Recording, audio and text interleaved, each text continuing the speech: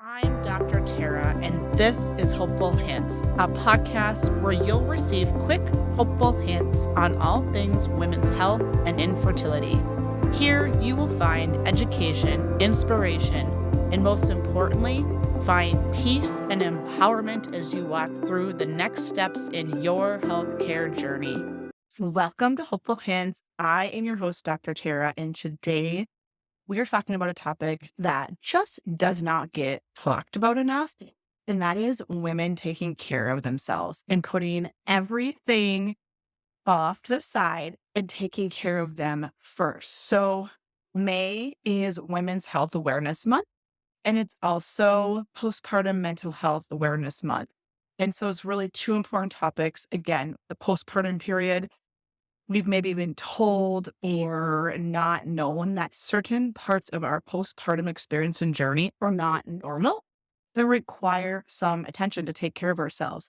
So we're going to dive in and we're just going to raise awareness on women's health issues today. I'm going to encourage you right away as we get started with this podcast and YouTube video that you put yourself first, and only you will know what that means. Perhaps it's small self-care items that you can check off your list. You can make an appointment for a massage, a pedicure, or an appointment for symptoms that you have been experiencing that you have put off. And so we really have a environment today in our dynamic and high pressure environment that it's so common for women to just like experience changes in their mental health or their health and just kind of put them aside. Or society expects women to just have all of these roles in our life. And like, that's what's causing our symptoms, right? Like, heaven forbid, there might be something going on. It's you're stressed, you're anxious, you're too busy, you're a mom, you're a this, you're a that. And so it's just recognizing these unique challenges that women face and really, again, emphasizing the importance of seeking support, an appointment, or whatever resources you need during this time. It's just one of these things that we need to dive into more. So let's dive in and talk more about physical, mental, and of course, reproductive health issues. They all kind of go hand in hand. Even if you're, quote, not trying to conceive, your body is on this monthly cycle of trying to have a baby. Again, whether that's your goal or not, your body is in this hormonal system to do that. It is so common for conditions to be missed until you're in your 40s, you're in your 50s, you're in your 60s, and they've been going on since you were a teen, since you were in your 20s. So things like this might look like endometriosis, PCOS, which is polycystic ovarian syndrome, thyroid issues, menstrual health issues, and the things like such as endometriosis lead to chronic pain, chronic pelvic pain, cycle irregularities, heavy cycles, or if you are in the fertility stages, infertility. PCOS can lead to, when uncontrolled and unregulated, cardiovascular disease, type 2 diabetes, high cholesterol, sleep apnea, again, irregular menstrual cycles, no matter where you're at, weight gain, insulin resistance. And so it's no matter what age or stage you're in, these are conditions that do not leave you or get overlooked all the time. Another one I see a lot in our practice is breast health. So we know that breast cancer is a significant concern for women, and routine self-exams are one way you can work with that. And I always tell our patients, like, if you find a spot that's concerning, you get in, one of our providers is going to take that serious, and we look into that further. First, we all know there's mammograms, and just understanding the risk factors that go along with genetics nowadays and getting genetic testing, if that's something you're interested in, and really just get early detection, a plan, and treatment if needed. It's again essential to note changes such as lumps, bumps, pain, skin concerns, discharge from your nipples.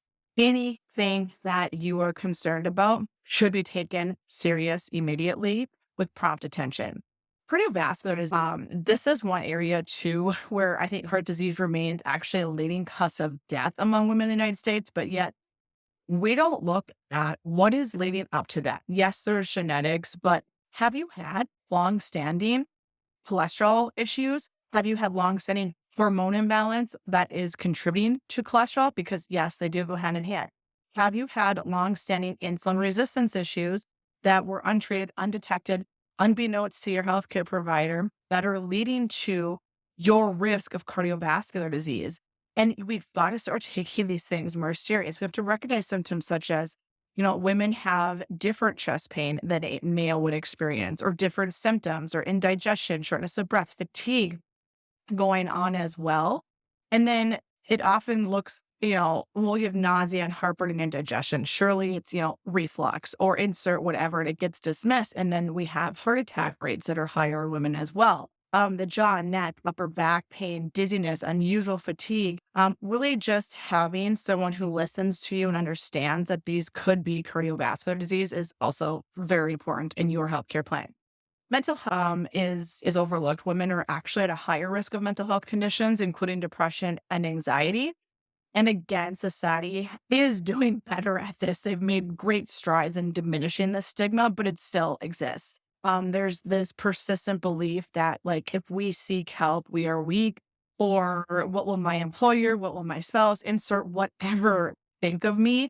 And this perception, like, combined with just general fears of judgment from friends and family, cultural judgment, stigmas, just hinders women from seeking the care and support that they really need. And so, again, this also may look like concerns are being labeled as unstable, or perhaps like just not being taken serious. And then there's hesitancy to open up.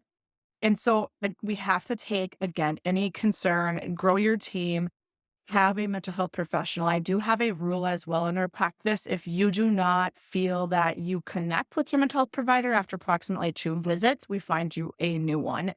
And it's, maybe I also love hypnotherapy combined with talk therapy. I personally have just found this to be super helpful. Let's move on to osteoporosis prevention. So women are actually at increased risk of developing osteoporosis, especially after menopause. And there is this trend I'm seeing in our practice as we grow our practice to be encompassing of menopause patients. So many women have been running on empty with their hormones for so long, and estrogen has to be maintained at a certain level to even be bone protective. So yes, your hormones are extremely important to your bone health, and it's not happening. It's not happening in the medical space. So I really want you to take the due diligence to make sure that you are a candidate, or you have hormone levels that are adequate for bone health, because that significant change in hormones actually leads to decreased bone density and therefore puts you at risk for fractures down the road. And so HRT, or hormone replacement, can actually be really effective to bone health. And we need to be doing these cares ahead of time, before it's too late, before you're in the negative zone. And really make sure, again, calcium, vitamin D, that we're doing a good regular exercise regimen and doing periodic bone density screenings, again, when that time is right for you. But there's a lot of things you can do up front to make sure that you are not in the negative when that time of life hits for you. This might be an interesting one, but autoimmune disorders, women are actually affected by autoimmune disorders such as lupus, rheumatoid arthritis, multiple sclerosis, and I'm going to even throw in endometriosis, because mark my words, someday this will be categorized as autoimmune, but we are at risk for these conditions more.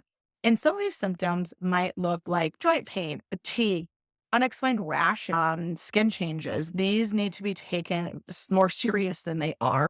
And the impact that autoimmune disorders have on other organs in our body. So the longer that we let an autoimmune condition go misdiagnosed, undiagnosed, we are actually putting different tissues and organs at risk over time. So again, getting second, third, or fourth opinions, having a team approach to healthcare to find these.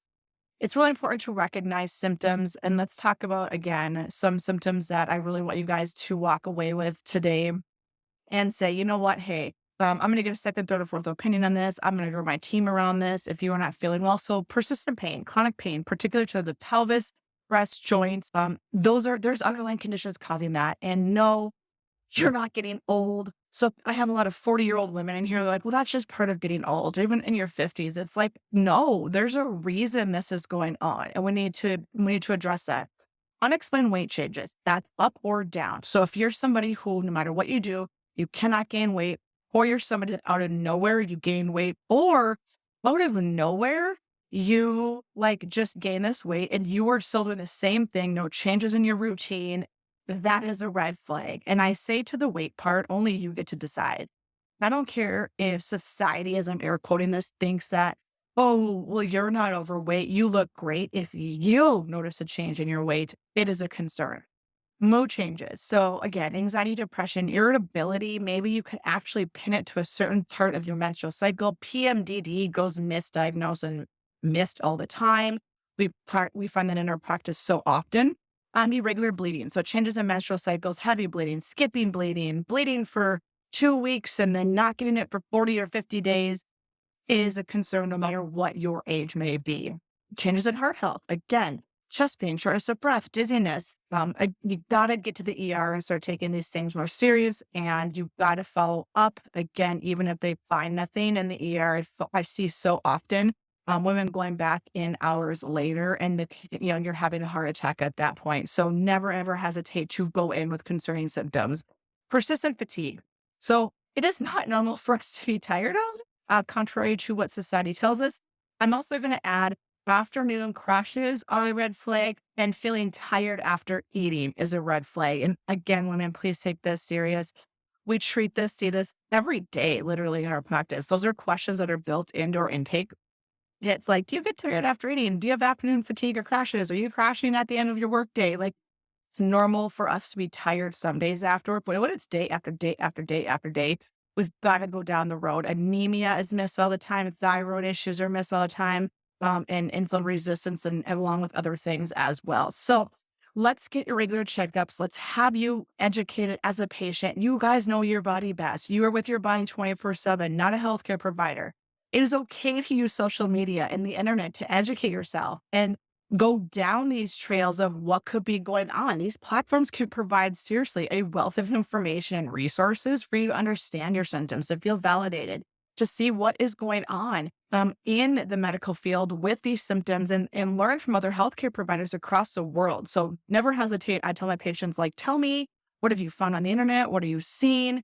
And again, you should have open communication with your healthcare provider. You should feel comfortable discussing your concerns. You should feel heard. They should be taken serious. If they are not sure what to do, they should be referring you. And if they are not, that is a red flag. If they just say, well, we found nothing, so I don't know what's going on, that is a red flag, because not one person should be able to hold all the answers to your health.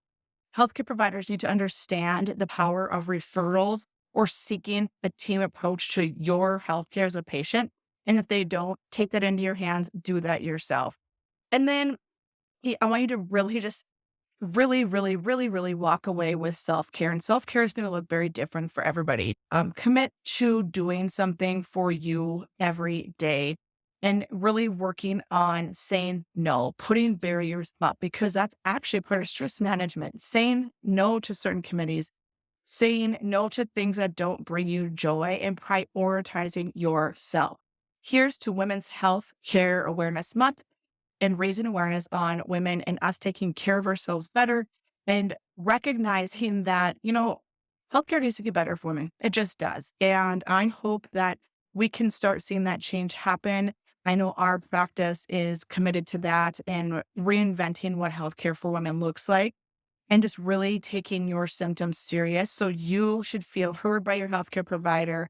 You should be validated and have hope and keep digging and have a team approach to your care. Thank you so much for listening. See you back here next week.